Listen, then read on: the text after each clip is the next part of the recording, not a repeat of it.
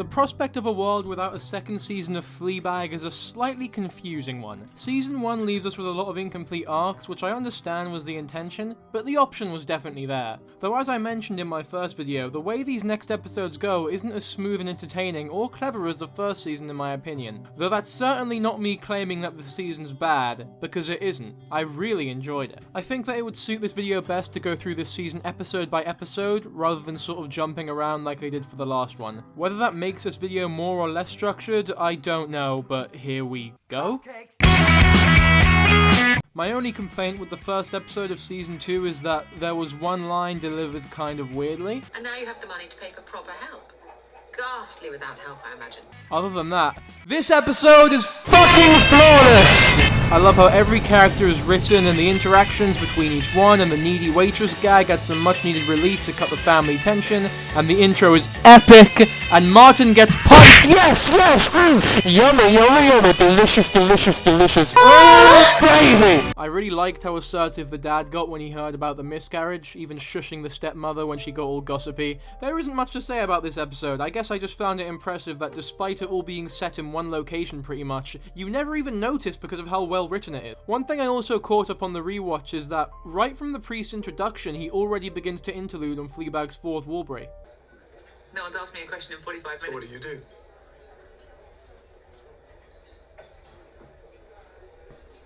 I run a cafe. Oh. It just goes to show how experienced a writer Bridge is. Speaking of Bridge, she was great in season 1, but she's really upped her game as an actress in my opinion. I'm continuously blown away by her timing, both emotionally and comedically. Probably my least favourite episode of the entire series is episode 2 of season 2. And that's not to say it's a bad episode, but it totally lacks the subtlety that made me fall in love with the first season. For whatever reason, the writing seems to be a lot weaker. I wasn't a big fan of the therapist character who teeters the line of unrealistically unqualified. I have friends. Oh, so you do have someone to talk to. Yeah. I like that line. I really do. I think it's great. I just think the delivery is off. In my humble opinion, it would be so much better if she didn't wink at us and let us connect the dots to those friends being us. We don't need you to explain it. For me, it was just a tad disappointing. There's even some lol random humor thrown in there, stuff I really thought this show was above.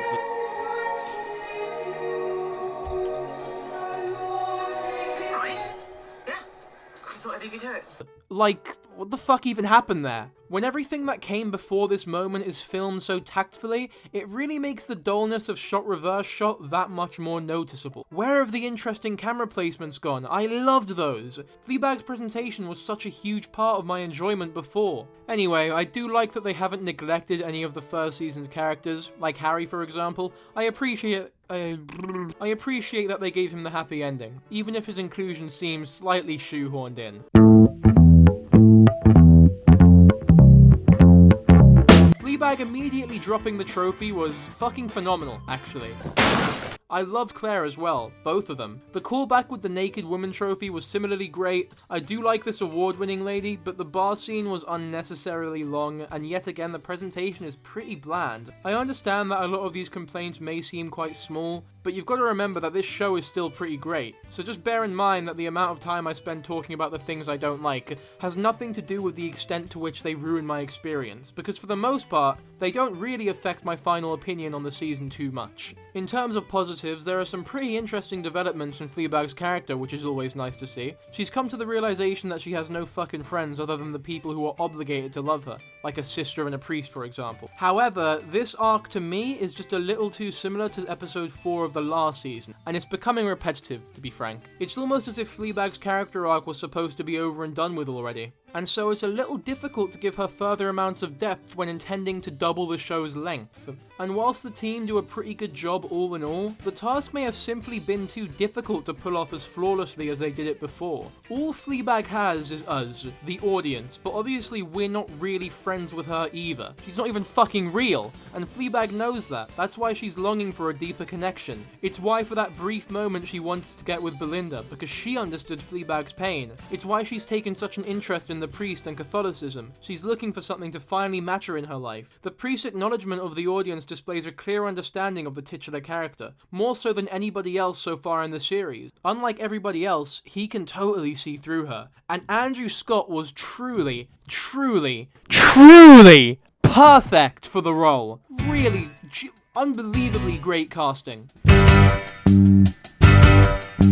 This one's pretty intense. Just looking at the notes I made, apparently I really like the gag where Fleabag looks inappropriately attractive at a funeral, which now that I say it, I do vaguely remember. The scene with Fleabag and her dad is my favourite moment in the season by far. They finally get a complete emotional journey in a scene, and whilst the stepmother does still intrude, it's very brief. It's interesting to view this point in Fleabag's life where the family is still somewhat functional despite the death of her mother. It really makes it clear just how much the godmother has poisoned their relationship. I really do enjoy the priest's ability to sense Fleabag's need for us as watchers, and how it seems to get easier for him to do so as the show continues. I mean, it would only make sense that the idea that this entire season was based upon would be a good one, and luckily, it's a fucking good one, because if the priest wasn't an entertaining character, the whole season would fail. By all accounts, he might as well be the protagonist. Anyway, I guess now we have to talk about the kneel scene. The confession itself is very reminiscent of the season 1 finale, similarly bearing her soul with a total lack of trademarked wit and charm. A complete wreck of emotional baggage comparable to her state during the assault against Martin. There's nothing witty or charming about that. Phoebe Waller-Bridge puts to words here an emotion that gnaws so much of the current generation. I want someone to tell me what to eat, what to like, what to hate, what to rage about, what to listen to, what band to like, what to buy tickets for, what to joke about, what not to joke about. I want someone to tell me what to believe in, who to vote for, and who to love, and how to tell them. It's moments like this that display in the clearest sense what people love so much about this show. It's the reason so many people revere Mrs. Bridge as a genius. In this modern world of social media and internet access, even COVID-19 to an extent, this piece of writing is truly timeless and can absolutely be applied to everybody in any era of time. It becomes very difficult to navigate a planet that seems to be becoming more and more diseased day by day. News channels, cultures, opinions, terrorism. We're now surrounded by so many things that our apish brains shouldn't be exposed to. Fleabag's speech is wildly pervasive. Everyone is trying to figure themselves out in an existence that changes so rapidly, constantly wondering, are we good people? Are we living our lives right? Now, in the context of the show, the monologue-like speech also works amazingly, and makes total sense for this damaged character. I do think things start to get a little shaky, however, when the curtain is ripped open. So, the two start making out, the priest kneeling with Fleabag, and it's actually Fleabag that gets up first. For the first time, the priest is in somewhat of a submissive state, and the alcoholism should also be noted, as I am of the opinion he would have never pursued this without the influence of alcohol. And I have mixed feelings about this course of action right here. I'm just unsure about whether or not it fits the priest's character. All things considered, I think the scene with the manager at the end of the last season works narratively a lot better than this one, though I suppose when you keep the priest's intoxication in mind, at the very least I can certainly get behind it. And I do enjoy how it ended with the painting falling down, obviously confirming the blasphemy of it all. You know what, maybe I'm just not the right audience for it, because when I was researching this scene, I couldn't go 2 seconds without stumbling past a declaration of how sexy a lot of women found it. Which obviously there's nothing wrong with that, but I definitely didn't feel that way. Whether or not that was intentional from the script, I'm unsure of, but it seems to have had that effect on people, so good on them, I guess. This episode right here, this episode 5 episode right here, is my favourite episode of the season. The writing is witty, poignant, the acting is raw, charismatic, the tone is gorgeous and perfect. Every episode of Fleabag begins with a short, usually comedic segment, and they tend not to have too much bearing on the story. It's a cute addition to the show that I think contributes to some of its charm, and the one in episode 5 is the dinner with the lawyer. It's my personal favourite of the series. I think it's fucking hilarious. He's a little bit controlling. Don't either. But it's manageable. I'm going to. Okay. It's no secret that I've not enjoyed the stepmother too much so far, but I adored her inclusion in this episode. Her facade of accommodation followed by utter outrage was spectacular. The priest is also great as always, super funny writing, small detail, but I do like how... No, I'm not gonna say that, what the fuck, what a terrible fucking script. I have no idea why I thought that was a good idea to include in a script, what a fucking terrible line. But you lot will never know what it is. Moving on. The manager returns briefly, and god, this scene is phenomenal. Claire's tearful panic is stupidly hysterical. But I have to close the cafe, but I can just tell me where you are. Don't close, I'm so sorry, but... I can look after the place if you like. Really? Well, I don't start till Monday. Wait, why? I just like it. Okay, could you give Hillary and, No, don't bring Hillary. Stephanie, some cucumber at 2:30? Stephanie! Thanks.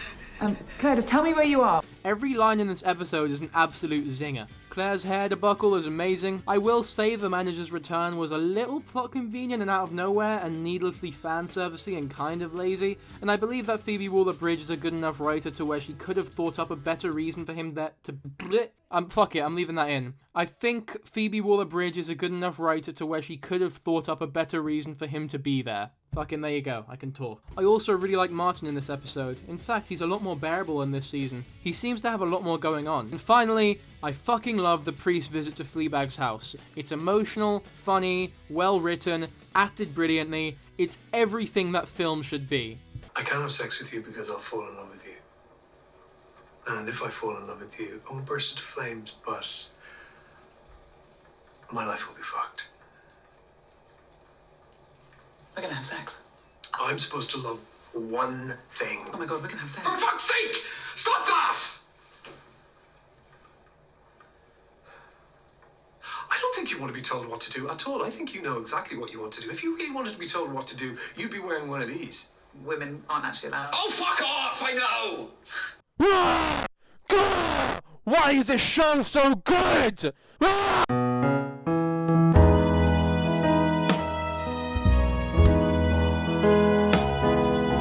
Martin and Claire's argument is okay, but Martin is just so fucking comical and Americanized that it's slightly difficult to take him seriously. Though I can slightly forgive it due to the implied humorous tone that underlies this scene, like the constant interested alcoholic sips from Fleabag who seems to be relishing in the drama, almost as a representation of the audience. I like this shot, actually. Claire's pose here is reminiscent of the kneeling that Fleabag and the priest were partaking in, however in this case the kneel is a sign of dominance. Claire is in control here, and it's Fleabag who literally and symbolically helps her up. A metaphor for how she saved her from this fucking shitty marriage. Better late than never, I suppose. For the one and only time in the show, the stepmother fails to intrude on the connection between Fleabag and her father. Fucking finally. And it's super sweet and wholesome, and one of the best moments of the series. This father character adds a lot of much needed heart to this show. To end the series, and it's a good ending, the priest admits that despite his love for Fleabag, he's chosen God over her. And I think that given the circumstances of the show so far, it couldn't have ended in a better way. Fleabag doesn't need us anymore and fucks off. I guess bittersweet is the best way to describe it. I was shocked to find out that so many people were left emotional wrecks after this ending. I'm sorry, but I just can't get that emotional over it. Fundamentally, it's a happy ending. Her arc is complete, she's finally content. And whilst I certainly enjoy it, I can't say that it makes me feel anything more than, damn, what a good run.